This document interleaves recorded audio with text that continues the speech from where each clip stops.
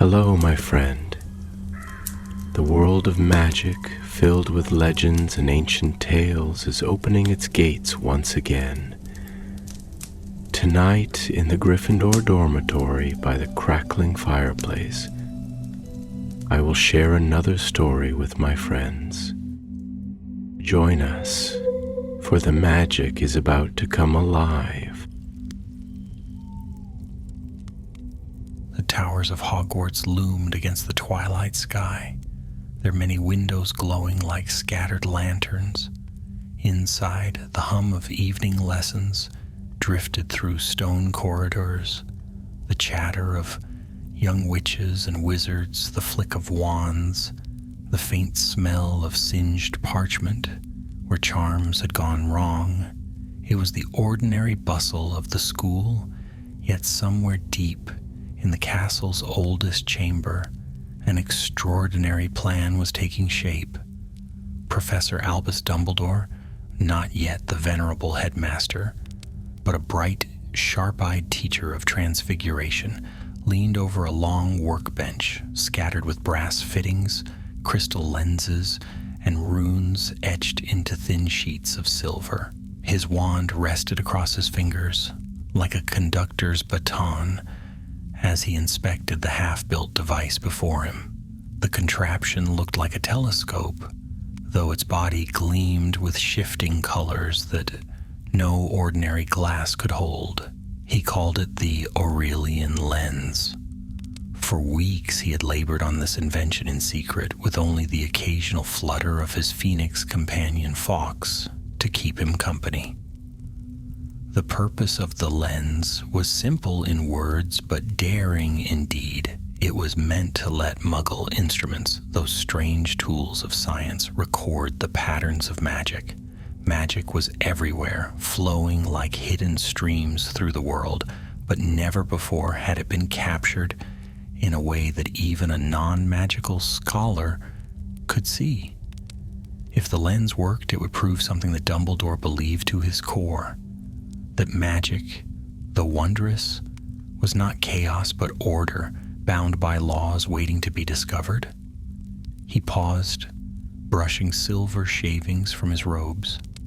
Outside the narrow window, the sky shimmered faintly. High above the Scottish Highlands, a rare celestial event was about to occur. A shifting curtain of aurora, brighter than any seen in a century.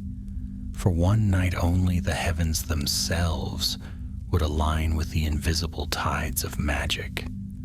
It was the perfect moment to test the lens, but perfection had a price. If he missed this chance, he might never see another like it in his lifetime. A soft whoosh of wings broke his thoughts. Fawkes, glowing faintly in the torchlight, settled on a perch beside the table. The phoenix gave a low, questioning trill, tilting his head at the tangle of runes and brass. "Yes, yes," Dumbledore said, smiling despite his weariness. "It looks a dreadful mess, doesn't it? But if I can finish this alignment before dawn, the whole wizarding world may see what I've suspected all along, that magic can be measured." The phoenix let out a single clear note, as if both warning and encouragement. At that very moment, the heavy oak door creaked open. A round-faced man with thinning hair shuffled inside, carrying a box of tools.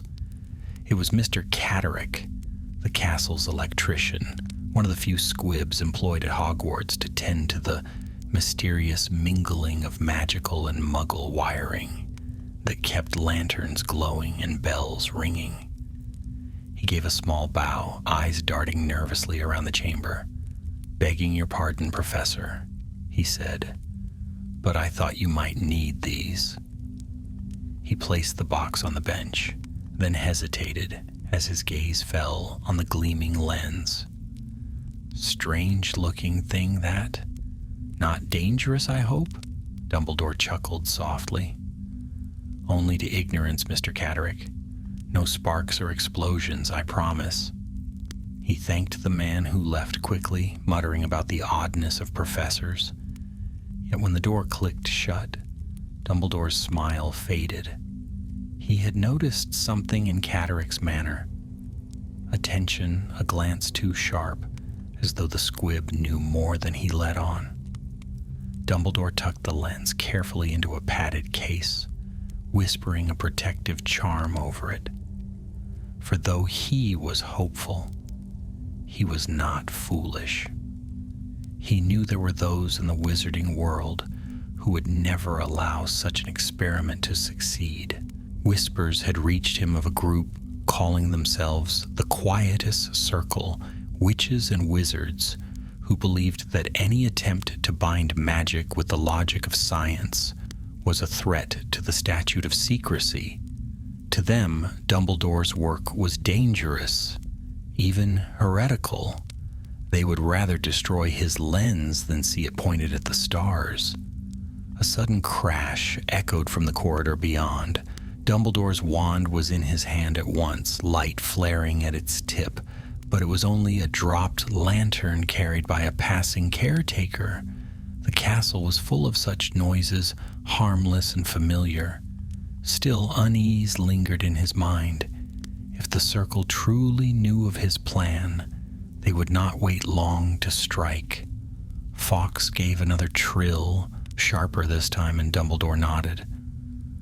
"You're right, old friend. We must be cautious. But come what may, I will not let fear halt discovery. Magic deserves to be understood." And so the stage was set. In 3 nights' time, the aurora would blaze above the highlands, and the Aurelian lens would either open a new chapter in the history of magic, or vanish forever into silence, undone by enemies lurking in shadow. The adventure had only just begun. The following morning dawned cold and misty. The towers of Hogwarts rose like watchful sentinels above the drifting fog, their pointed roofs touched by pale sunlight. In the great hall, the long tables were crowded with students chattering over breakfast, the air filled with the scent of toast, sausages, and pumpkin juice.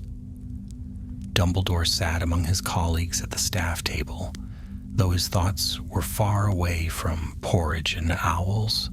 The case containing the Aurelian lens rested in his office, and with every passing hour, he felt the nearness of the aurora drawing closer, like a drumbeat building toward its climax.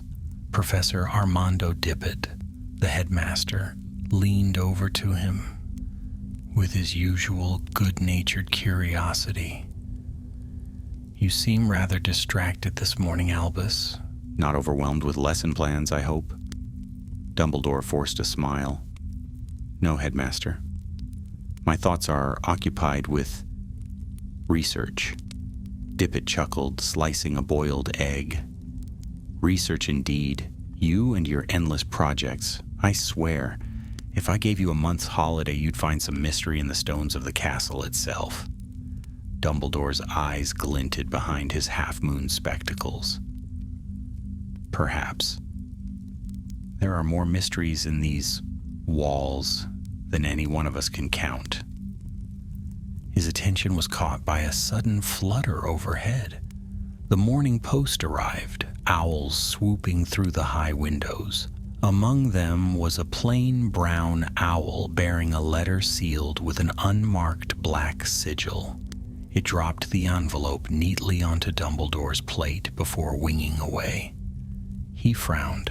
Few people outside Hogwarts corresponded with him, and fewer still with such anonymity. Breaking the seal, he unfolded the parchment. The message was short, written in a sharp, angular hand.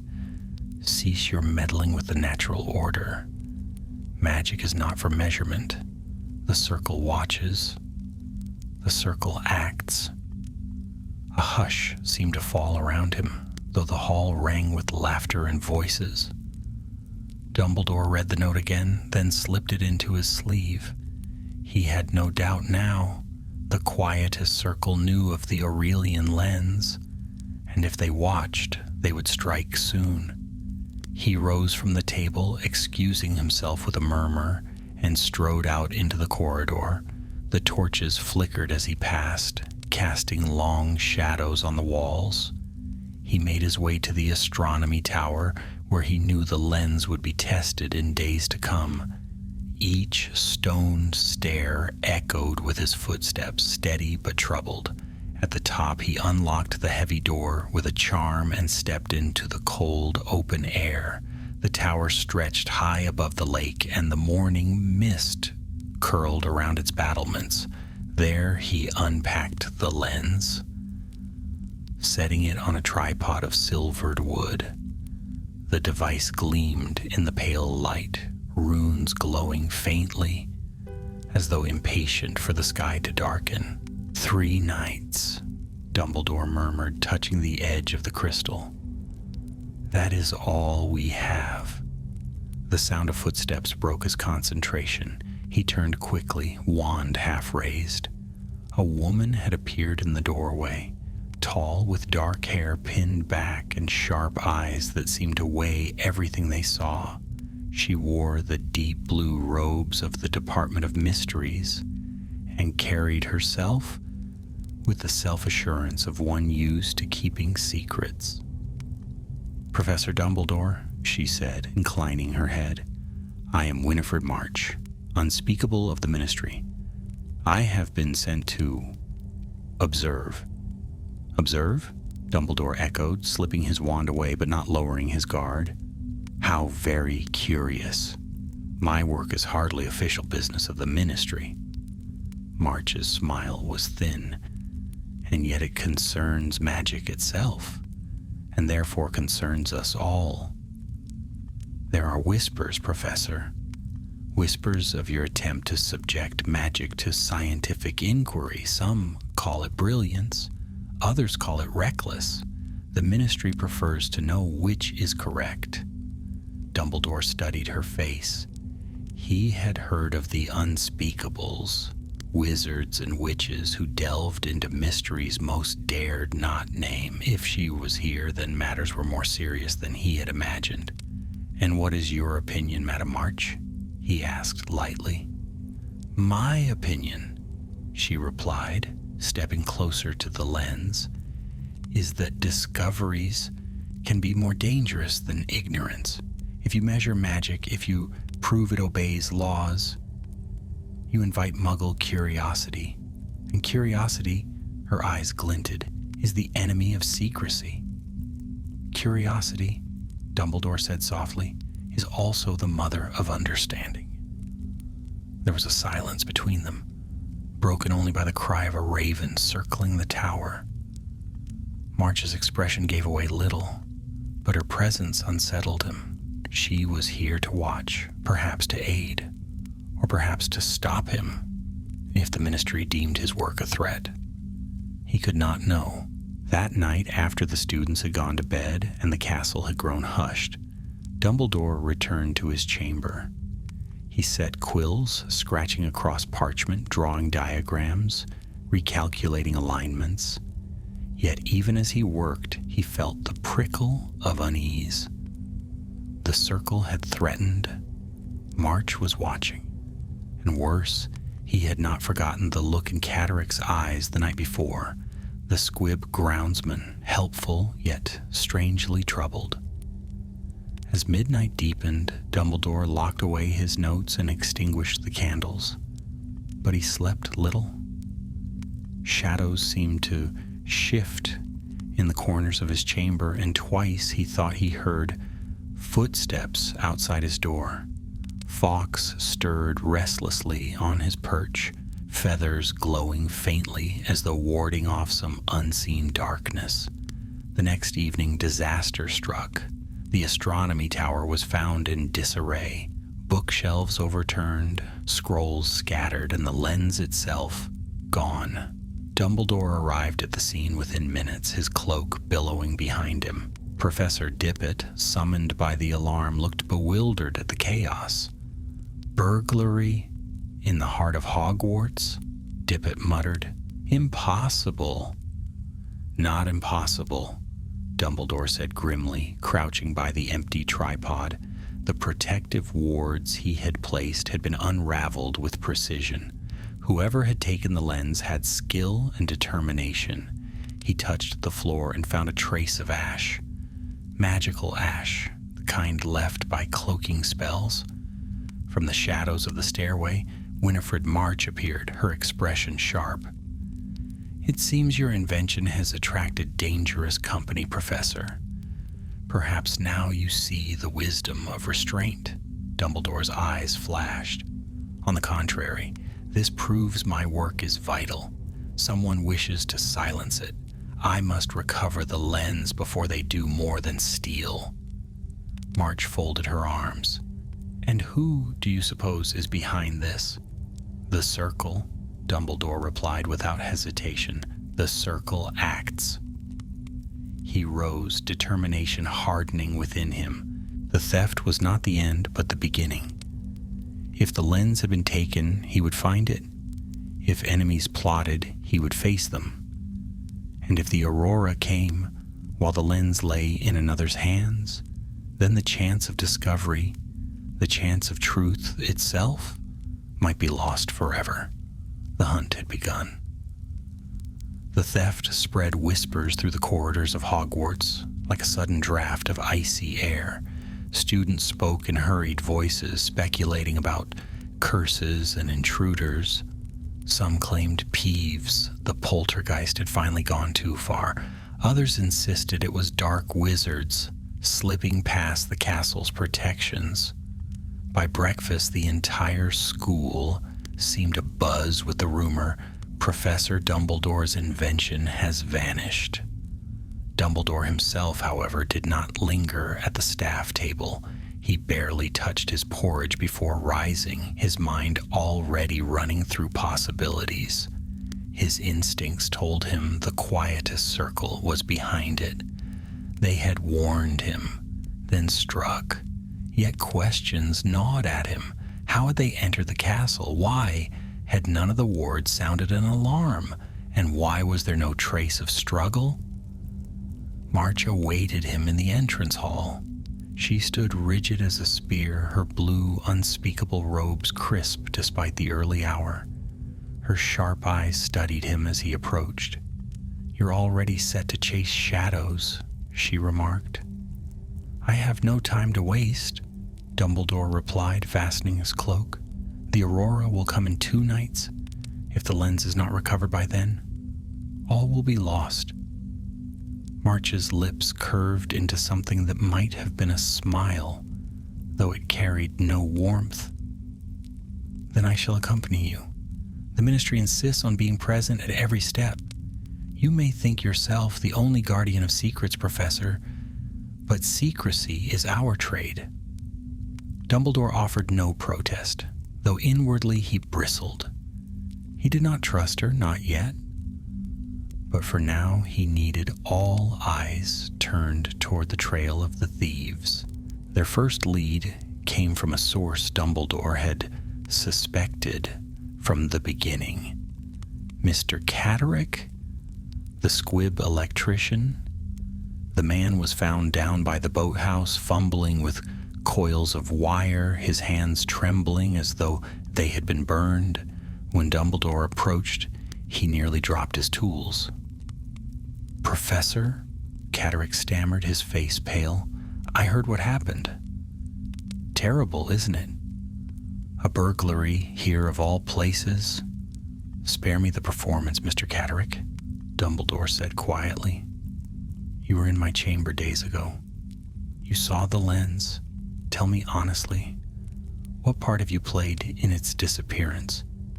The squib's eyes darted left and right like a rabbit seeking escape.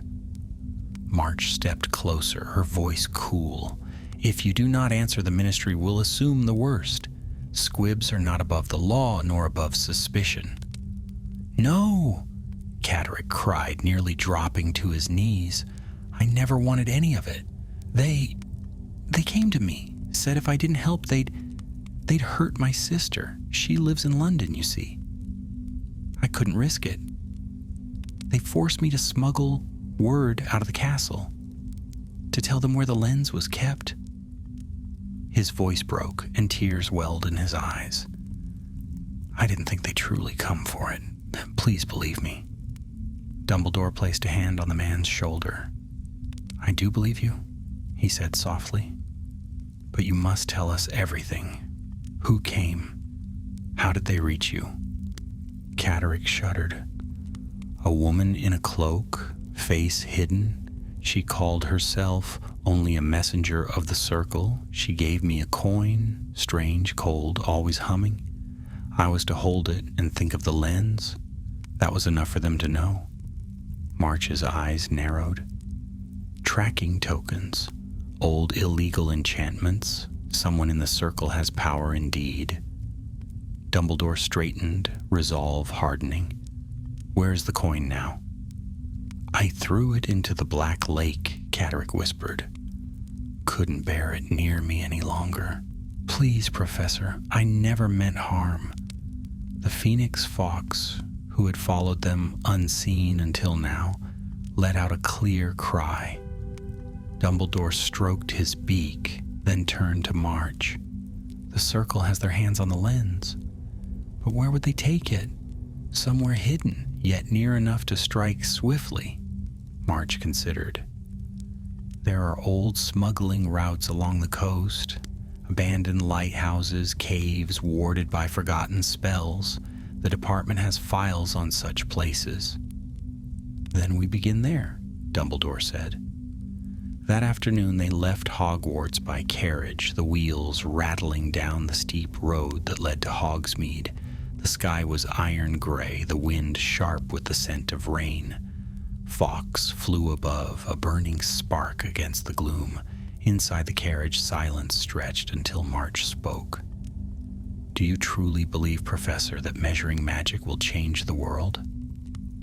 Dumbledore's eyes gleamed. I believe it will show the world that wonder and reason are not enemies, that what is beautiful may also be understood, that fear need not be our only guardian. March studied him for a long moment. Or it may show the Muggle world too much. You forget how hungry they are for power. Numbers and charts, they worship such things. If they see magic as a science, they will want it, study it, weaponize it. And then what becomes of our secrecy? Dumbledore smiled faintly. Secrecy is not safety, Madam March. It is a veil, and veils are always torn in the end. Their journey brought them to the windswept coast by nightfall. Waves roared against the cliffs, and gulls wheeled in the stormy air.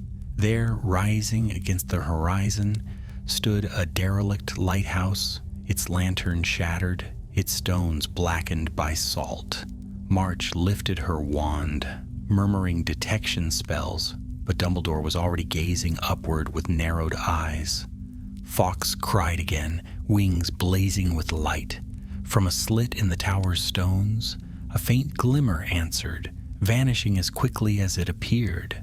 They are here, Dumbledore whispered. Cautiously they approached, the wind whipping their cloaks. The door was barred, but with a flick of his wand, Dumbledore transfigured the lock into sand. They slipped inside. The air was thick with damp and the smell of extinguished fire. Stairs spiraled upward into darkness. Halfway up they heard voices. Cloaked figures stood in the lantern chamber, gathered around the Aurelian lens. Runes glowed on its surface as they chanted, weaving spells to corrupt its enchantments. Dumbledore felt his heart lurch. If they succeeded, the lens would be destroyed. March's eyes gleamed. We strike now, she whispered. But before they could move, a cloaked figure turned, lowering their hood. To Dumbledore's shock, it was not some shadowy stranger, but Catterick himself. His face was pale, his eyes wild. He held the lens as though it burned his hands. No, he gasped. You promised you'd spare her. You said... The circle's leader, face hidden, hissed. Silence. Do as you are told, or she suffers. Dumbledore's wand was in his hand. Catterick, he called. You are not their slave. Put the lens down. The chamber froze, every eye turning. For one heartbeat, hope flickered in Catterick's eyes, but then the leader snarled a curse and chaos erupted. The chamber at the top of the lighthouse erupted into chaos. The instant Dumbledore's voice rang out. Cloaks swirled as wands snapped up, sparks flying. The circle had been caught in the midst of their ritual, and though surprised, their reaction was swift and merciless. Green light flashed across the room, searing the air with the hiss of a killing curse. "Down!" Dumbledore barked, flinging a shield charm in front of March. The curse ricocheted into the stone wall, scorching it black. With a flick of his wand, Dumbledore sent a jet of blue flame spiraling outward, forcing the cloaked figures back from the lens. "Do not let them take it," cried the leader, their voice muffled by their hood. "Break it if you must, but do not let it fall into his hands." Catterick, trembling, clutched the Aurelian lens tighter to his chest. His face was pale with fear, yet his eyes darted toward Dumbledore as if begging for rescue. The Phoenix Fox burst through the shattered lantern window with a cry that split the storm, scattering sparks of golden light across the chamber. The circle faltered, momentarily blinded by the brilliance. March seized the moment. She strode forward, her wand cutting arcs of silver. Two attackers went sprawling against the wall, disarmed by her ruthless precision. For the first time, Dumbledore saw the sharp efficiency of an unspeakable in battle, every movement calculated, every spell designed to disable swiftly. Yet there was something cold in her strikes, as if victory mattered more than mercy. "Catterick," Dumbledore called again, his voice firm and commanding, "give me the lens. You are no thief, no villain. You are a good man forced into their chains. You can break them now." The squib's lips parted as though he might obey, but the circle's leader lunged, seizing Catterick's arm and wrenching it back. "He belongs to us," they hissed, pressing the tip of their wand to his throat. "Stand down, Professor, or he dies." For a heartbeat, silence reigned. Lightning flashed through the broken glass above, illuminating the room in blinding white.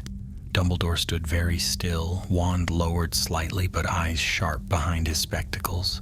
Fawkes circled overhead, waiting. "Do you truly imagine," Dumbledore said quietly, "that threats will bind a man's soul forever? Fear is a leash, but leashes fray. Catterick, hear me. Your courage can unmake them." The leader snarled, pushing their wand harder against Catterick's skin, but before they could utter a spell, the Phoenix plunged. Fawkes streaked down like a comet, his feathers blazing.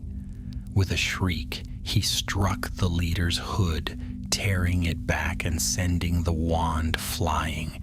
The circle's voice became a howl of rage as their face was revealed, a gaunt witch with eyes like burning coals. "Enough!" she cried. "Destroy it now!" Her followers surged forward, wands crackling. Spells crisscrossed the chamber, striking stone, wood, and iron alike. The lighthouse shook with the force of their fury. Catterick stumbled back, clutching the lens as if it weighed 100 stones.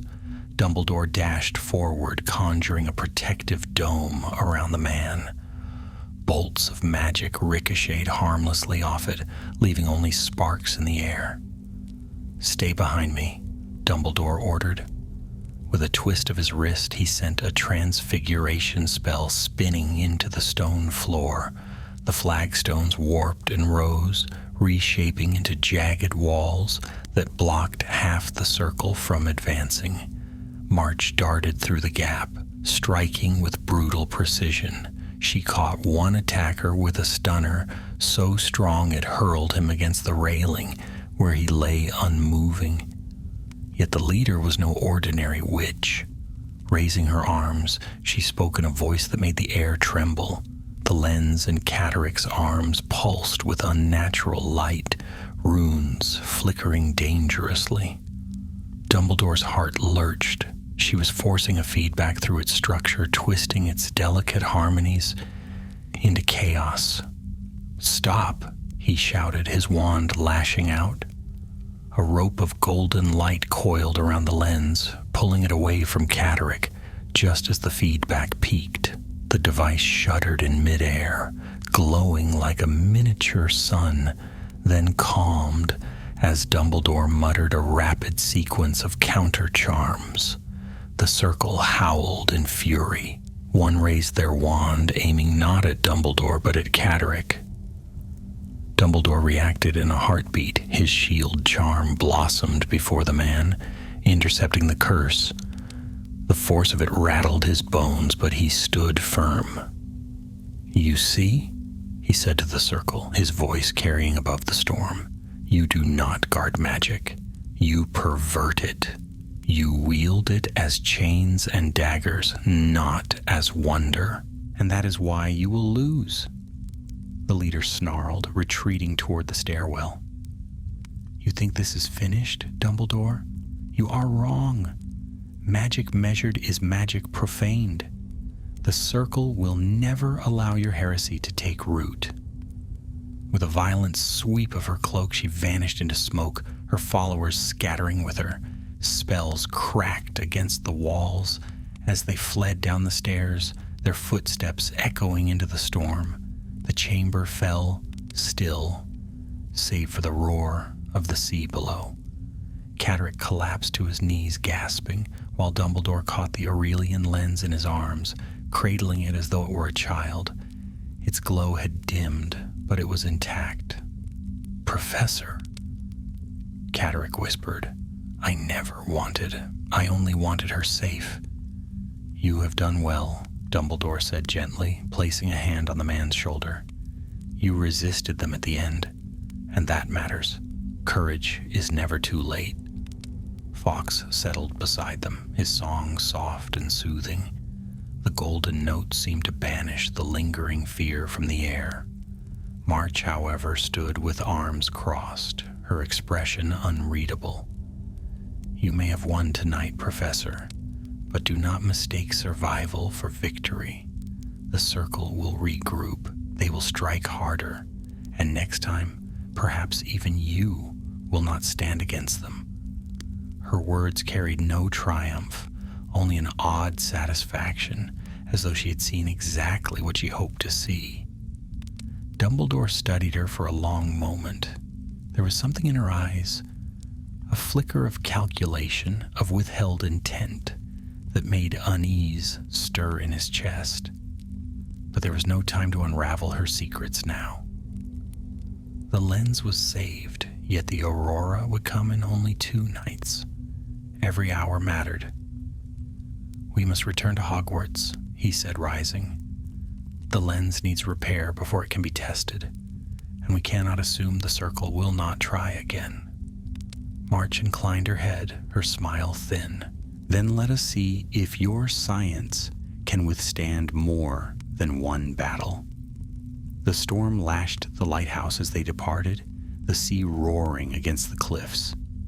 Behind them, the stones seemed to shudder with the memory of the fight.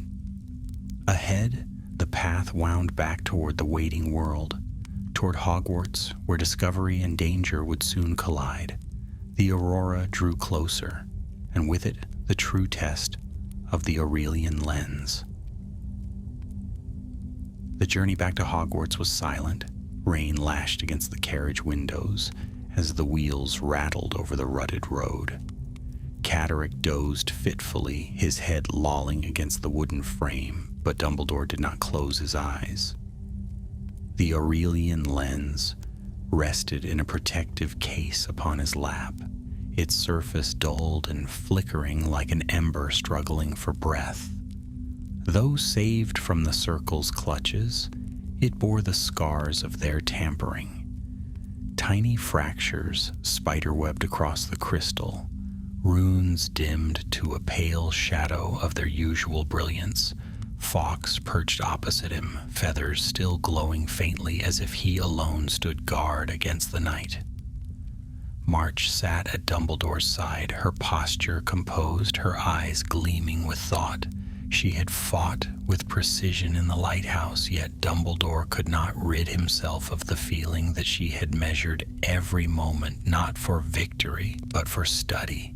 She had watched him, watched his spells, his choices, his words. The carriage lurched to a halt before the castle gates, and the massive doors of Hogwarts swung open to admit them. Inside, the corridors were hushed. Midnight had passed, and the castle slumbered. Only the suits of armor stirred faintly as they crossed the flagstones, their visors clanking as though whispering secrets. Dumbledore led the way to his chamber.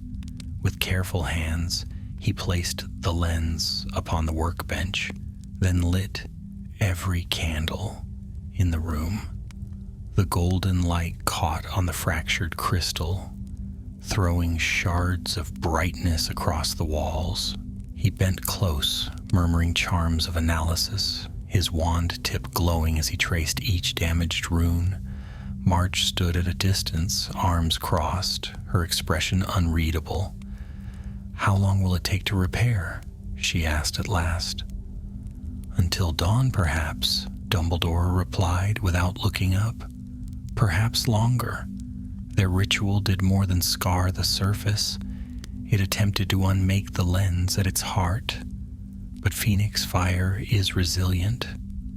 The bindings can be restored. March's eyes flicked to Fawkes, who watched silently from his perch. "So the bird is part of this work, too?" Dumbledore glanced at her, smiling faintly. "You speak as if he were a tool.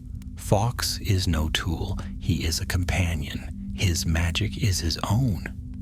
March tilted her head. "Companions, tools. Names mean little. What matters is power." Her words pricked at him, but he returned to his work.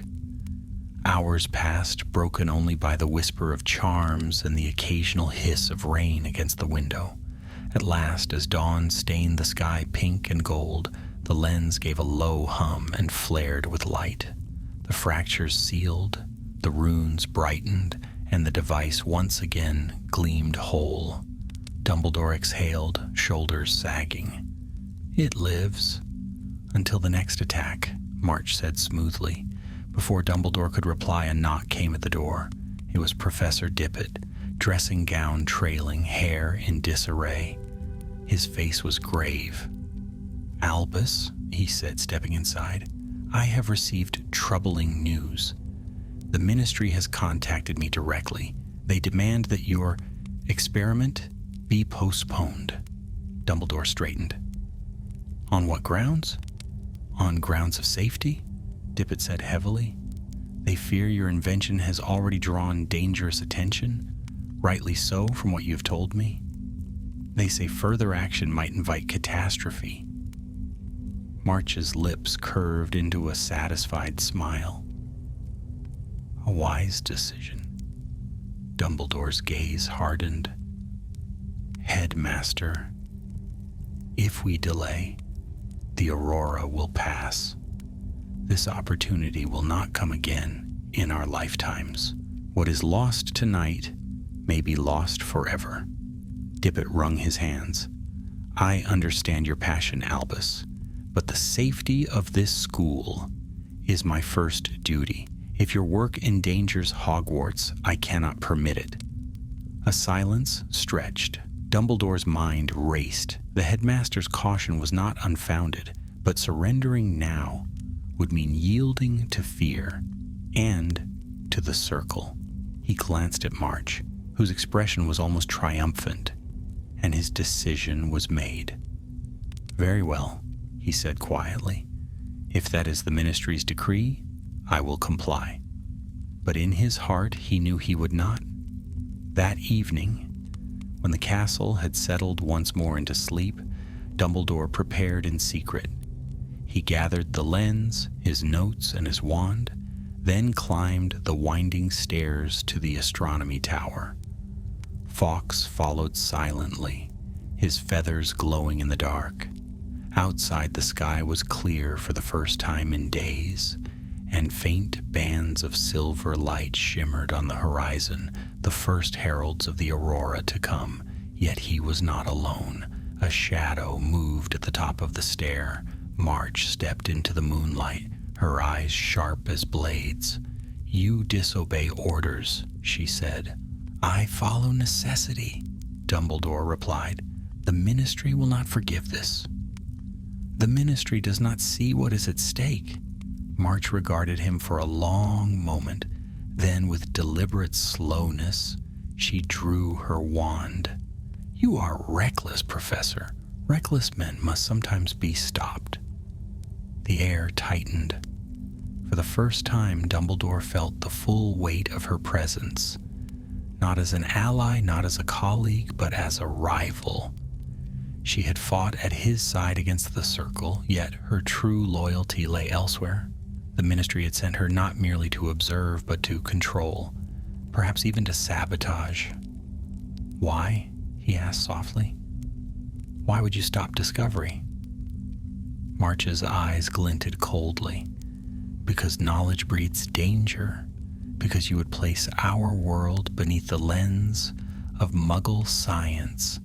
And once seen, it cannot be unseen. Magic must remain mystery. That is its strength." Dumbledore shook his head. "Mystery is not strength. It is shadow. And shadows breed fear." For a heartbeat, neither moved. Then, without warning, March struck. A jet of red light shot across the tower, narrowly missing his shoulder. Dumbledore countered with a shield charm, sparks scattering into the night. Fawkes screamed, wings blazing as he soared into the sky. The duel began. March's spells were swift and merciless. She hurled curses that twisted stone, shattered railings, scorched air. Dumbledore answered with transfigurations, turning her bolts into harmless butterflies, her ropes into streams of water. The tower trembled with their clash, the stars themselves seeming to watch. "Yield!" March shouted, her wand slashing arcs of fire. "Never!" Dumbledore replied, eyes fierce. With a powerful gesture, he sent a wave of magic surging toward her, not to harm, but to disarm. Her wand flew from her hand, clattering across the stones. For a moment the tower fell silent but for their ragged breaths. March's eyes burned with fury, yet she did not scramble for her wand. Instead, she smiled, a thin, calculating smile. "You may defeat me, Professor, but you will not defeat the Circle. You cannot fight us all." Her words struck him cold. Us all. The truth glimmered in her eyes. March was no mere agent of the Ministry. She was a double agent, bound to the Circle itself. Before he could react, she stepped back into the shadows, vanishing in a shimmer of smoke. Her laughter lingered in the night air, cruel and triumphant. Dumbledore stood alone on the tower, the lens in his hands. Fawkes circling above. The aurora shimmered faintly on the horizon, brighter now, its curtains unfurling across the heavens. The hour was nearly upon him, but he was no longer facing one enemy. He was facing many, and among them was one who had fought at his side. The next day at Hogwarts dawned bright and cold, the kind of morning that sharpened every stone of the castle against the sky. Students poured into the courtyards, their voices carrying high as they hurried to lessons. To them, it was an ordinary day, but to Albus Dumbledore, every tick of the clock was a hammer striking against his chest. Tonight, the aurora would blaze across the heavens, and tonight, the Aurelian lens must be tested, or else all his labor would be in vain. Yet the shadow of betrayal lay heavy upon him. Winifred March was gone, her treachery revealed in fire and curses. Whether the ministry knew of her ties to the quietest circle, he could not guess. But he knew this much: she would not leave Hogwarts behind. She would strike again before the night was through. In the staff room, Dumbledore stood before the long window, gazing out over the lake. His colleagues sat in scattered chairs, sipping tea and marking essays, unaware of the storm gathering in their midst. Professor Dippet shuffled in with a stack of notices, his spectacles slipping down his nose. "Albus," he said gravely, "I have heard disturbing reports. They say there was a duel on the astronomy tower. That unspeakable woman, where is she?" "Gone," Dumbledore replied simply. "Gone?" Dippet echoed. "She revealed herself as untrustworthy," Dumbledore said, choosing his words carefully. "She sought to prevent my work by force. I would not allow it." The staff room fell into silence. Even Professor Merrythought, usually brisk with laughter, looked uneasy. Dippet sighed. "Albus, you have always been brilliant, but brilliance does not excuse recklessness. This school is not a battlefield." "No," Dumbledore agreed, his eyes hardened. "But battle has come regardless. Whether we will it or not, the circle moves against us. They have already stolen once. They will try again tonight. If we yield, they win. If we stand, they may falter." Dippet opened his mouth, then closed it again, looking tired and old. "I cannot approve, but I will not hinder you. Merlin, help us if this goes wrong." The day dragged on like a weight. Dumbledore spent every hour in his chamber, making the lens ready.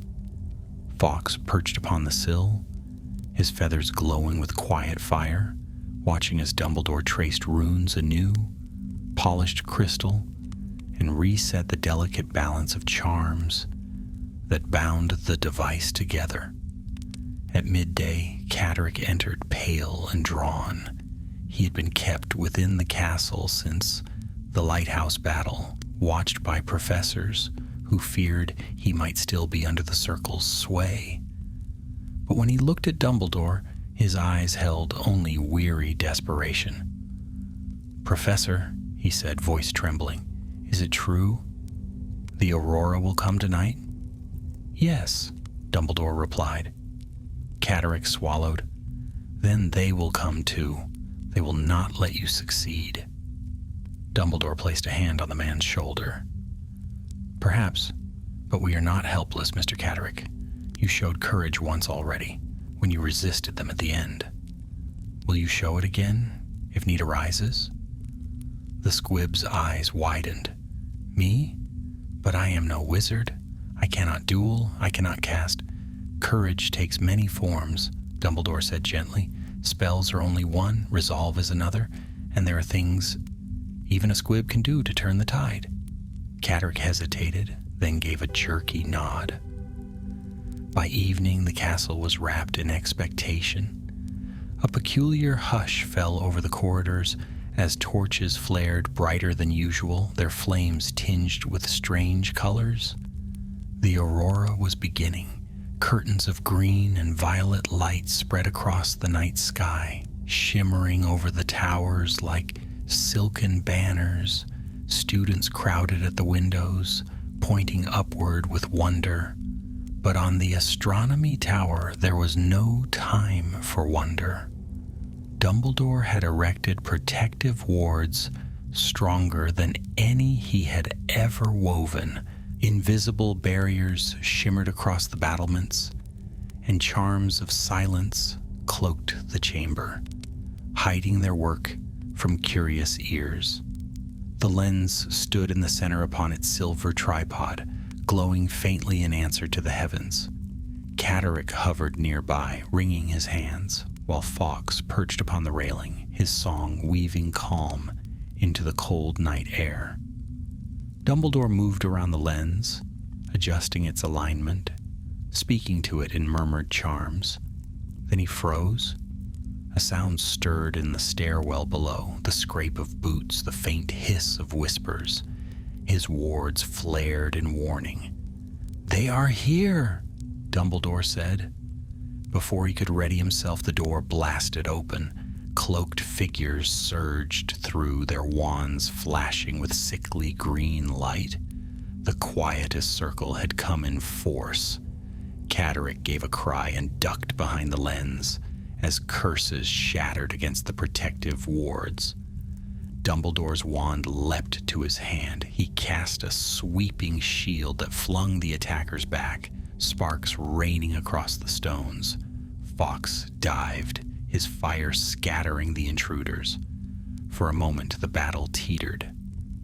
Then a familiar voice cut through the din. "Stand aside." March strode into the chamber, her eyes blazing. No longer cloaked in ministry blue, she now wore the dark garb of the circle, her wand raised high. "Dumbledore," she said, her voice ringing with triumph. "You should have listened. Tonight your folly ends." With a sharp motion, she flung a curse not at Dumbledore, but at the lens. He reacted instantly, transfiguring the bolt into a harmless ribbon of smoke before it could strike. "You would destroy it?" he demanded. "Better destroyed than profaned," March spat. "Better broken than bound to your chains of science." The circle rallied behind her, chanting in harsh unison. Their voices twisted the air, reaching for the lens. Its glow flickered, bending beneath their will. Dumbledore's heart pounded. He could not allow them to overwhelm it. "Fawkes," he cried. The phoenix burst into flame, diving through the chamber in a blaze of gold. His cry rose above the chanting, shattering their rhythm. The lens steadied, its light brightening. Dumbledore seized the moment. He hurled spell after spell, his wand a blur. Beams of light ricocheted, disarming, binding, scattering. Yet still, March stood, her eyes locked on his. She moved with uncanny precision, every counterspell ready, every strike aimed at his weakest points. They clashed in the heart of the tower, spell meeting spell in explosions of light. Around them, the aurora shone brighter and brighter, painting the night in wild colors. The lens hummed, eager, straining, ready to capture what no instrument had ever captured before. But the circle was relentless. More poured into the chamber, their numbers swelling. Catterick cried out as one seized him, dragging him toward the stair. Without thinking, Dumbledore cast a transfiguration that turned the railing into a serpent of iron, coiling around the attacker and tearing him away. March laughed. "You cannot save them all," she cried, "and when you fail, the world will thank us for stopping you." Her words struck like barbs, but Dumbledore pressed forward. He could not falter, not now. With a fierce gesture, he summoned a wall of fire between the lens and the circle, shielding it as he prepared the final sequence of charms. The aurora blazed overhead, the sky alive with color. The moment had come. The lens must be activated now, or all was lost. But March's eyes gleamed with terrible certainty. She raised her wand, and in her hand was not the stolen copy of the lens he had feared, but a shard of it, the piece she had managed to corrupt before fleeing the tower 2 nights ago. Its runes glowed with unstable light, a trap waiting to be sprung. Dumbledore's heart lurched. If she unleashed it now, the explosion would not only shatter the lens, but the tower itself. The night hung on a knife's edge, and Dumbledore had but one chance to tip the balance. The astronomy tower shook beneath the fury of battle. Spells burst like fireworks against the wards, spraying sparks that hissed into the night air. The aurora had reached its full glory, streaming curtains of green and violet that rippled above the castle, flooding the battlements with shifting light. The Aurelian lens thrummed in the center of the chamber, alive with power, as though the sky itself were pouring into it. Dumbledore stood before it, wand blazing, robes torn by fire and smoke. His eyes shone fiercely behind his half-moon spectacles, every movement precise, every incantation sharp. Around him, circle witches and wizards pressed forward, their chants battering his shields, their curses gouging stone from the floor. And at their head was Winifred March. She raised the corrupted shard she carried, its surface glowing sickly red, and cried out words that twisted the air. The shard pulsed violently, threads of unstable magic lashing outward like cracks in a dam. "You see, Dumbledore?" she shouted, her voice carrying above the storm. "Your precious science cannot tame magic. It only breaks it. Tonight, I will prove it.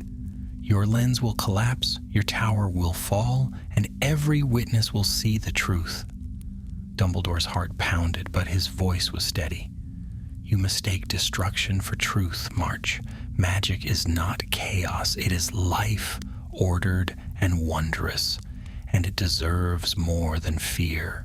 He swept his wand, summoning a gust of wind that tore through the chamber, scattering cloaks and breaking the circle's chant. Fawkes dived through the maelstrom, a comet of flame, his cry piercing every shadow. The phoenix struck the shard in March's hand, scorching it with golden fire. She shrieked, clutching the half-melted piece, but even wounded, she held on. The lens began to glow brighter, resonating with the aurora overhead. Its runes pulsed in rhythm with the lights of the sky, humming like a vast chord struck by unseen hands. Dumbledore's chance had come, but it was perilously fragile. One misstep, one curse breaking through, and the entire experiment would collapse into ruin. "Catterick," he called. The squib stumbled from behind the protective wall of fire, terror in his eyes. What can I do?" "Hold the focus steady," Dumbledore commanded, pointing to the ruined tripod. "It must not shift as the heavens align. You have no wand, but you have hands. Trust them." Catterick swallowed hard, then darted to the tripod, gripping the handles with white knuckles. The lens steadied, its humming deepening. Dumbledore turned back to March, who had recovered enough to raise her wand again. Her eyes blazed with hatred. "You cannot win." "Perhaps not," Dumbledore said quietly. "But neither can you stop the dawn." With a sweep of his wand, he began the activation. Runes leapt into light along the lens, circling faster and faster until they formed a spinning crown of gold. The aurora above surged, its colors pouring downward like rivers into the crystal. A sound filled the air, not of music nor thunder, but something deeper, as though the world itself were exhaling. March screamed, flinging curse after curse at the device. Dumbledore countered, his wand a blur. Sparks and fire danced between them, the chamber echoing with roars of magic. The circle pressed harder, their voices raised in a last, desperate chant. But Dumbledore stood firm. Then came the breaking point. March hurled the corrupted shard into the center of the lens. For one terrible instant, the chamber filled with a blinding red light, the lens shaking violently. Catterick cried out, nearly thrown backward. Dumbledore's stomach lurched. The fragile harmony of the device was unraveling. Without hesitation, he slashed his wand in a desperate arc. Fawkes, answering instantly, dived once more, his tears falling in shining drops onto the lens. The phoenix's magic sank into the cracks, cooling and soothing, binding what March had tried to shatter. The red light faded. The lens steadied, glowing now with a clear, radiant brilliance. The aurora above flared one final time, brighter than the sun. The lens captured it, storing the impossible beauty and patterns of light that etched themselves into crystal and silver. For the first time in history, magic was measured, not diminished, not destroyed, but recorded in a way both wizard and muggle might one day see. March fell to her knees, her eyes wide with fury and despair. "No," she whispered, "it cannot be." The circle broke. Some fled, some collapsed as Dumbledore's binding spells caught them. Their chants faltered, their will crumbled.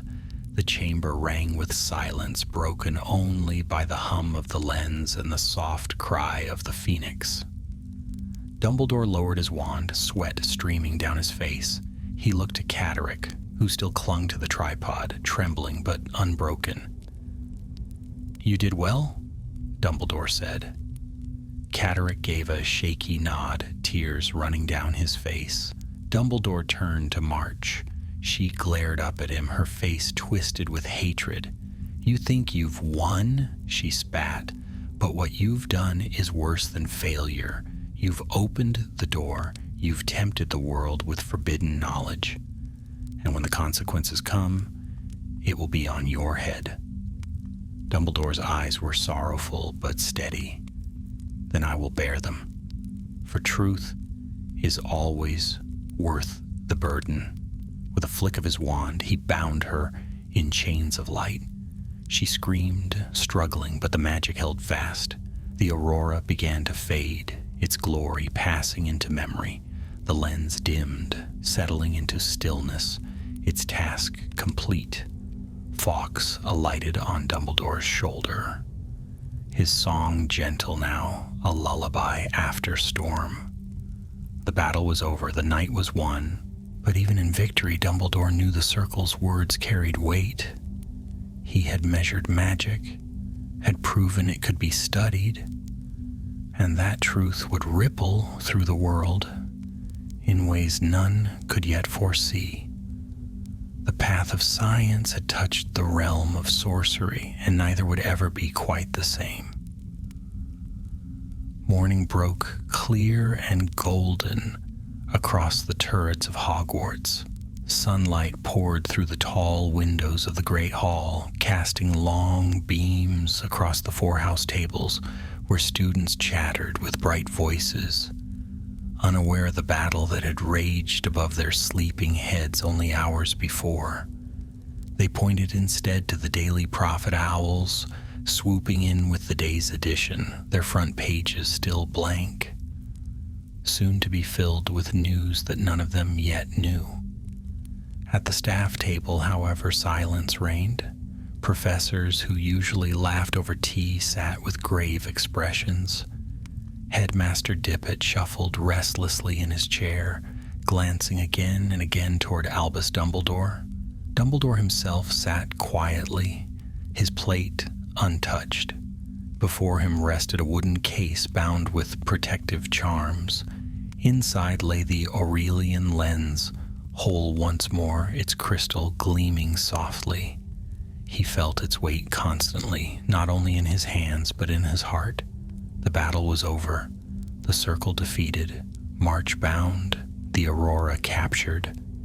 And yet the questions that followed pressed down on him heavier than any duel. A rustle of wings broke the silence as a ministry owl swooped down, dropping a scroll before Headmaster Dippet. He opened it with trembling hands, read swiftly, and then let out a sigh that seemed to deflate him.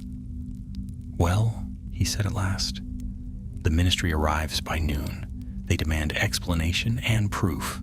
Albus, they will want to see the device." A murmur went around the staff table. Professor Merrythought frowned. "Proof of what, exactly?" "That magic," Dumbledore said softly, "may be measured." A hush fell. Even the usually talkative Professor Binns looked faintly startled, though he drifted through his teacup as absent-mindedly as ever. "Measured?" scoffed old Professor Galatea Merrythought, shaking her head. "Magic is felt, lived, wielded, not counted like coins in a purse." "Perhaps so, Dumbledore said, his eyes kind. "But feelings may yet have form. The aurora has left its mark in the lens. It can be repeated, observed. It is no longer only belief, it is knowledge." Dippet shifted uneasily. "Knowledge is one thing. The Ministry's temper is another. And after what happened with March, they may not look kindly on your defiance." Dumbledore inclined his head. "Then I shall face them. Truth must not be hidden simply because it is unwelcome." By midday, the Ministry delegation had arrived. The carriages drawn by thestrals swept into the courtyard, their black forms gleaming under the sun. From them descended solemn figures in dark robes, officials from the Department of Magical Law Enforcement, 2 stern members of the Wizengamot, and to Dumbledore's dismay, no fewer than 3 unspeakables cloaked in silver masks. March was brought down from the dungeons to be handed over. She walked between 2 aurors, her wrists bound with glowing chains, her expression one of cold triumph, despite her capture. When her eyes met Dumbledore's across the courtyard, she smiled. "You think them your allies?" she murmured as she passed. "Wait until they see what you've made. Then you will learn who truly fears knowledge most." Her words lingered long after she was taken away. The lens was displayed in the headmaster's office that afternoon. Dumbledore stood beside it as Ministry officials crowded the chamber. The great crystal gleamed softly upon its tripod, runes faintly pulsing in rhythm with the world around it. An unspeakable stepped forward. "Demonstrate." Dumbledore inclined his head. He touched his wand to the lens, murmuring a phrase. The crystal stirred to life, humming gently. With careful hands, he adjusted its focus toward a simple flame conjured in midair. The runes brightened. The flame's magical field shimmered, captured and traced within the lens as rippling lines of light across its surface. Gasps filled the chamber. "It records the charm," one of the Wizengamot whispered. "Not merely records," Dumbledore corrected softly. "It shows that magic endures, that it leaves behind a measurable imprint, repeatable, observable, undeniable." Silence followed. Then an auror muttered, "Dangerous." The unspeakables exchanged glances behind their masks. Finally, one spoke. "You understand, Professor, that this must be taken into Ministry custody at once." Dippet looked alarmed. "But surely—" "It is not safe here," the unspeakable interrupted. "The circle has already struck. If word spreads that such a device exists, the statute of secrecy itself trembles. This is Ministry matter now." Dumbledore felt a pang. He had expected this, yet it cut all the same. His work, his vision, taken from him the moment it proved true. He met the unspeakable's gaze calmly. "If the Ministry believes so, I will not resist. But do not lock it away only to bury it. Let the truth be studied. Let it be known that wonder has order, that magic, for all its mystery, is not chaos but law." The unspeakable gave no reply. The lens was sealed in a charmed chest and carried away. That evening, Dumbledore walked alone through the quiet grounds. The sunset bathed the lake in fire, and the forbidden forest stood dark and watchful. Fawkes fluttered beside him, perching on a branch with a soft trill. "You think me reckless too, don't you?" Dumbledore said. The phoenix tilted his head, then sang, a song both mournful and bright, as if to say that all choices carried both loss and hope. Dumbledore smiled faintly. "Perhaps you are right. The Ministry will hide the lens. The circle will return. And still I have given them a glimpse of truth. That is enough." He stopped at the edge of the lake. Reflections of the aurora shimmered faintly still upon its surface. fading slowly from the night before. He watched until the last ribbon of color sank into darkness. The battle was won, the truth revealed. Yet the story was not over, for already he sensed that the circle's defeat was but a pause, not an end, and in the halls of the ministry, whispers would spread about science and sorcery, about the man who had dared to bind them together. Dumbledore turned back toward the castle, his robes billowing in the evening breeze. Whatever storms lay ahead, he would face them, for wonder deserved to be understood, and truth, once kindled, could not so easily be snuffed out. The ministry delegation left Hogwarts the next morning, their carriages rolling out across the frosted lawns. The chest containing the Aurelian lens went with them, guarded by horrors and unspeakables alike. To most within the castle, it was simply another curious ministry visit, important but distant, and soon forgotten beneath the ordinary bustle of school life. Yet Albus Dumbledore knew better. He watched from an upper window as the carriages dwindled into specks along the road to Hogsmeade. A chill lingered in his heart, though the sun rose warm and bright. The lens was gone from his hands, and with it, perhaps, the future he had dreamed of. But it was not gone from the world, and that he knew was enough to stir storms far beyond the castle walls.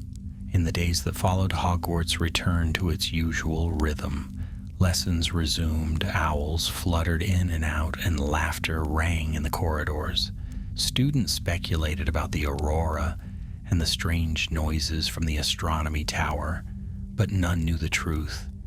Even the staff spoke of it rarely, preferring to bury the memory of duels and danger beneath marking and meal times. For Dumbledore, however, there was no forgetting. He threw himself into teaching with fresh energy, guiding students through transfiguration with patience and brilliance. Yet his thoughts often strayed to the lens, sealed now in some ministry vault, studied perhaps, or more likely hidden away, its knowledge denied to all. One evening while returning from class, he encountered Mr. Catterick in the corridor. The squib looked worn, his face lined with worry. He bowed awkwardly. "Professor," he said, "I wish to thank you. If not for you, they would have used me till the end. You gave me a chance to stand free." Dumbledore smiled gently. "You gave yourself that chance. Courage, Mr. Catterick, is never forced. It is chosen." Catterick hesitated. "Do you think they will come again? The circle?" Dumbledore's gaze grew distant. "Yes, they will not rest. Knowledge denied becomes hunger, and hunger breeds shadows. Far from Hogwarts, in a hidden chamber deep beneath the streets of London, shadows gathered indeed. The quietest circle had not perished with their defeat on the astronomy tower. Their leader, gaunt, sharp-eyed, her hood casting her face into darkness, stood at the head of a stone table. Around it sat her followers, their faces pale in the flickering torchlight. "We lost the lens," one muttered bitterly. "We lost the battle," corrected the leader, "not the war. The device was completed. It worked. That is enough. The ministry holds it now, and the ministry fears it. Fear is the crack we needed." Another figure leaned forward, but March failed us. "March bought us time," the leader said coldly. "Her actions exposed the ministry's weakness. They tremble at knowledge just as we do. Do you not see? Dumbledore has forced their hand. They will hide the lens, bury it where none can touch it, and in their secrecy they will prove our creed that magic must never be measured." The circle murmured in agreement, yet beneath their words ran unease. Dumbledore had stood against them and triumphed. He had proven courage and wit enough to match their fury. The leader raised her hand. Do not mistake delay for defeat. The lens may be sealed, but others will come. Dumbledore will not stop. He cannot. He is too curious, too bold. And when he builds again, we shall be waiting. We will tear truth itself from his hands, and this time no phoenix will save him. Her words echoed through the chamber, and the circle bowed their heads. Back at Hogwarts, whispers of the Ministry's actions reached the staff room. Some said the lens was already destroyed. Others insisted the Department of Mysteries had locked it in their deepest vault. Dumbledore listened, saying little. He had his suspicions. One evening, Headmaster Dippet called him to his office. The old wizard looked weary, his face drawn by the weight of leadership. Albus, he said, I have received word from the Ministry. They commend your bravery, yet they caution me strongly. They say your invention was a danger, that you pushed too far. Dumbledore inclined his head. Perhaps I did, but if danger is the price of discovery, it is a price I will not shrink from. Dippet sighed. You are young still, Albus. Younger than your wisdom sometimes suggests. I fear your path will be a hard one. The world does not forgive those who bring it truths it does not wish to hear. Then let the burden be mine, Dumbledore said softly. The headmaster looked at him for a long moment, then nodded. I trust you, Albus, but I pray your trust in yourself does not lead you astray. That night, alone in his chamber, Dumbledore unrolled the parchment of notes he had kept hidden even from the Ministry. They were incomplete sketches, rough diagrams, fragments of thought that might one day lead to another device, another attempt. He stared at them by candlelight, his quill poised. Fawkes stirred upon his perch, trilling softly. Dumbledore looked up. Not tonight, old friend. Tonight we rest, but tomorrow we begin again. The phoenix sang, his voice clear and bright, filling the chamber with light. And though shadows gathered in secret places and whispers of fear spread through the wizarding world, Albus Dumbledore felt no despair. For knowledge, once kindled, could never truly be extinguished. It might be hidden, it might be feared, but it would endure. The circle would return, the Ministry would resist, but so would he. And so the story, though pausing, was far from finished. Autumn deepened over the Scottish Highlands. The trees on the edge of the Forbidden Forest burned gold and crimson, and the lake mirrored their colors in glassy silence. Hogwarts bustled with its usual rhythm, lessons, laughter, Quidditch matches, but beneath the surface, unease lingered. The Ministry's intervention had left a bruise upon the castle, invisible yet felt by all who sensed that something extraordinary had taken place in their midst and been swiftly snatched away. For Albus Dumbledore, that bruise was sharpest of all. He went about his teaching with calm energy, guiding students with the same patience and brilliance they had always known. Yet at night, when the torches guttered low and the castle fell quiet, he returned to his parchments. His hand traced diagrams of runes and symbols, his mind circling the problem that would not leave him. The Aurelian lens was gone, but the idea remained, and ideas once born were stubborn things. One evening as he sat in his chamber, a knock came at the door. He looked up to find Mr. Catterick standing there, hat in his hands. The squib looked thinner than before, his eyes ringed with sleeplessness. Professor, Catterick said awkwardly, I've been thinking, I cannot stay here much longer.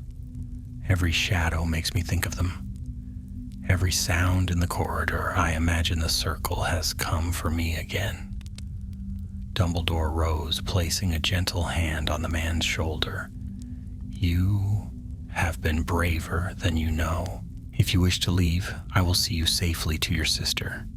But know this, the circle preys upon fear. Do not let them steal your peace. Cadric swallowed hard. Do you think they are finished with us? Dumbledore's eyes darkened.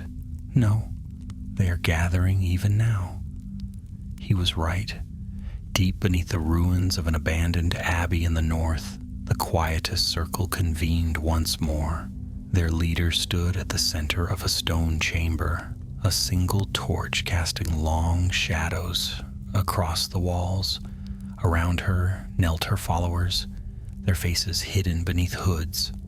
March has failed us, the leader said, her voice cold as iron. Yet her failure has shown us our path. The Ministry has taken the lens, hidden it away like cowards. And Dumbledore, he has proven himself our greatest foe. A murmur of anger spread through the circle. Then we strike at him? One voice asked.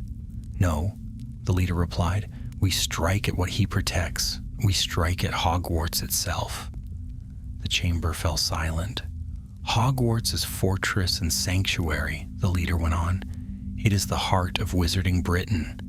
If we shatter it, if we prove that secrecy fails even there, the Ministry will bow. They will see that knowledge is not to be tamed, but to be feared. She raised her wand, and sparks of black light spiraled upward. Gather your strength. In 3 nights, we move. Back at Hogwarts, Dumbledore felt the shift before any news reached him. A heaviness in the air, a prickle at the edge of wards, too subtle for most to sense. Fawkes grew restless, his wings flickering with stray flames. One afternoon, as the sun dipped low, Dumbledore stood at the window of his classroom when Professor Merrythought entered. She carried a stack of essays, but her sharp eyes studied him more than her papers. You've been brooding, Albus, she said bluntly. I've known you long enough to see it. What trouble is brewing now? Dumbledore hesitated. The circle will not rest. They will come again. Merrythought set down the essays. Then tell the headmaster. Tell the Ministry. The Ministry would bury the truth deeper still, Dumbledore said quietly. And Headmaster Dippet, he fears for the school's safety, as any wise leader would. But I cannot leave him blind to what I sense. Merrythought's gaze softened, though her tone remained brisk. You always carry the weight of the world on your shoulders. Don't forget, Albus, you're not alone here. If the circle comes, we fight together. Her words warmed him more than she knew. That night, as the castle settled into sleep, Dumbledore climbed once more to the astronomy tower. The stars glittered sharp above, the moon a silver coin on the horizon. He stood long in silence, Fawkes perched beside him, the wind tugging at his robes. They will come here, he murmured. Not for the lens, it is gone, but for the meaning of it, for what Hogwarts represents. They would rather destroy than risk discovery. Fawkes trilled softly, a note of both warning and comfort. Dumbledore's hand tightened on the stone railing. Then let them come. This school is more than walls and towers. It is hope, and hope is not so easily broken. 2 days later, the warning came in earnest. A storm gathered over the highlands, black clouds rolling in from the sea. The wind howled through the turrets, and lightning forked across the sky. The wards of Hogwarts quivered, shimmering like glass, struck by invisible hammers. Students whispered in the corridors, uneasy though they did not know why. Dumbledore strode through the halls with purpose, summoning professors to prepare. Merrythought joined him, wand already drawn. Professor Flitwick, then a young dueling master, came at his side, his sharp eyes gleaming. Even Binns drifted along, muttering about wards from centuries past. By evening, every professor stood ready. The headmaster, though anxious, trusted Dumbledore's judgment. "Do what must be done, Albus," he said heavily. "Protect the school." As night fell, the storm broke in full fury. Thunder shook the walls, rain lashed against the windows, and then, through the tempest, came the sound of voices, harsh, chanting voices, rising from beyond the gates. The circle had come. Dumbledore stood at the main doors, wand in hand, his robes whipping in the wind. Fawkes soared above, a streak of fire against the black sky. His heart beat steady. He had fought them before, and he would fight them again. But this time, the fate of Hogwarts itself hung in the balance. The storm raged above Hogwarts, its thunder rolling like the march of giants. Lightning split the sky, illuminating the castle's towers in blinding flashes. At the gates, cloaked figures advanced through sheets of rain, their chanting rising above the tempest. The quietus circle had come with all their fury, their eyes gleaming with fanatical fire. Inside the castle, students huddled in their common rooms, their prefects keeping watch. The professors had gathered in the entrance hall, their wands drawn, their faces grim. Dumbledore stood at their head, his cloak sodden from the storm, his wand gleaming with ready light. Fawkes circled high above, his cry echoing through the stone halls. "They mean to breach the gates," Dumbledore said, his voice steady. "We will not let them. Remember, defend, disarm, protect. We fight not for ourselves, but for the school." A murmur of agreement ran through the staff. Even the usually absent-minded Professor Binns floated taller than usual, muttering incantations from battles long past. The first blow struck. A surge of dark light slammed against the wards, sending ripples across the enchanted barriers that guarded the castle. Sparks showered like falling stars. Again and again the circle hurled their power, chanting with ruthless rhythm. The wards buckled, groaned, and finally, with a shudder like breaking glass, the gates burst open. The circle poured through. "Stand fast," Dumbledore cried. The battle erupted. Spells flashed in every color, painting the storm with light.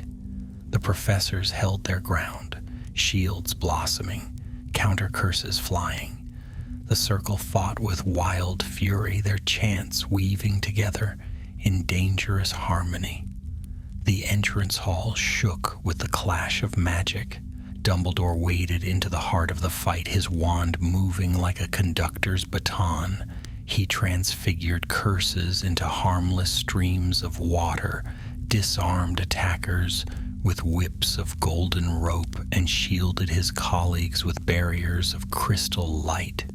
Wherever he moved, the tide turned, yet still the circle pressed on.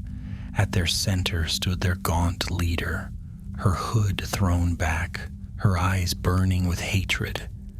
She raised both arms, her voice ringing above the storm.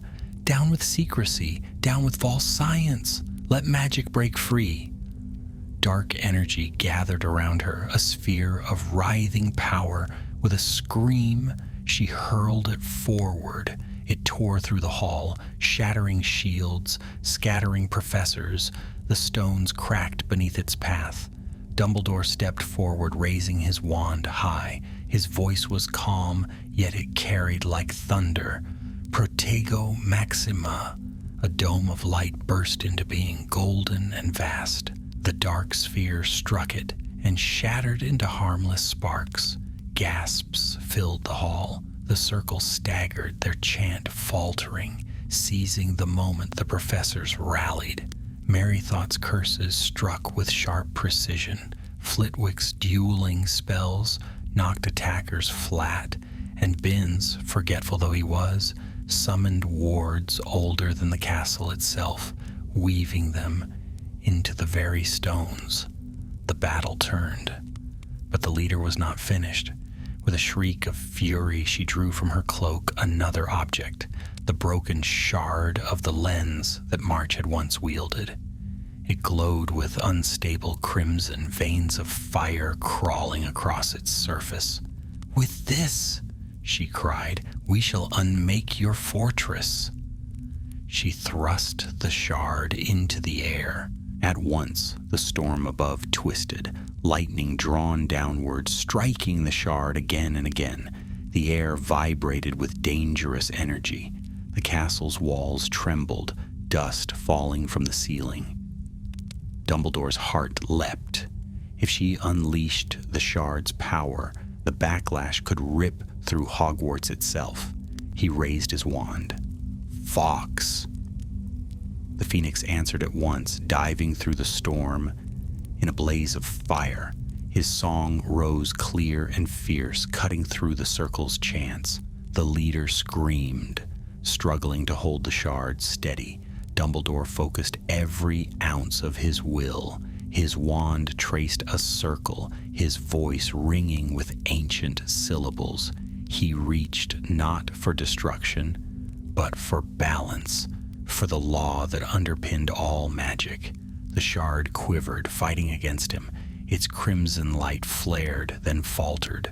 Fawkes struck, his tears falling upon the shard, searing its corruption away. With a final cry, the object shattered, exploding into harmless dust. The leader collapsed to her knees, her power broken. Around her, the circle faltered. Some fled into the storm, others were bound by the professor's spells. The entrance hall fell silent, but for the hiss of rain. It was over. When dawn came, the castle stood unharmed, its towers gleaming in the pale light. The students emerged cautiously, whispering of the storm, never knowing how close their home had come to ruin. In the headmaster's office, Dippet clasped Dumbledore's shoulder. "You have saved us all, Albus, yet I fear the Ministry will not thank you for it."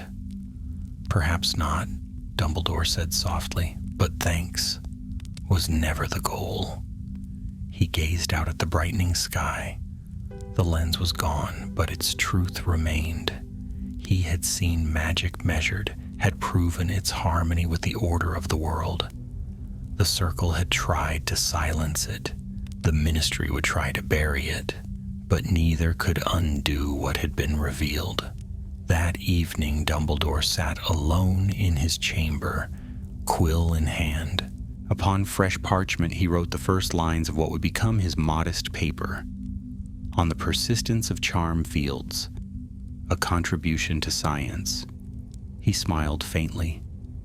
The words looked humble, almost dull, yet within them lay a spark that could light the future. Fawkes sang from his perch, his song soft and bright. The Phoenix's fire glowed upon the parchment, as though blessing the work. Dumbledore leaned back, weary but content. The circle was broken, the school safe, the truth preserved, and though questions lingered, though dangers still lay ahead, he knew this much. Knowledge, once kindled, would endure. And so his tale, like the aurora that had lit the heavens, would shine long after the storm had passed.